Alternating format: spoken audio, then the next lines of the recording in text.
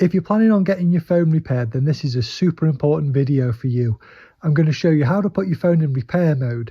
This is going to protect your photos, your messages and your personal data from being accessed while your phone is being repaired. Most repair shops are trustworthy, but this is just that extra level of protection before handing your phone to a stranger to be repaired. You need to go into the settings, then scroll all the way down to system. This should be the third from the bottom. Scroll down to the bottom again, and the second to last option is repair mode. This is a little page telling you all the data that will be protected in this mode.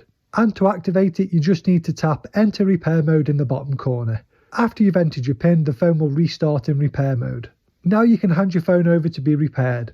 When you get the phone back, just swipe down from the top to see the notifications. Click exit repair mode. You can exit repair mode from here and it will ask you to enter your PIN again. Your phone will restart exactly how you left it before getting it repaired. Let me know if you have any problems with this down in the comments. I hope this video has helped.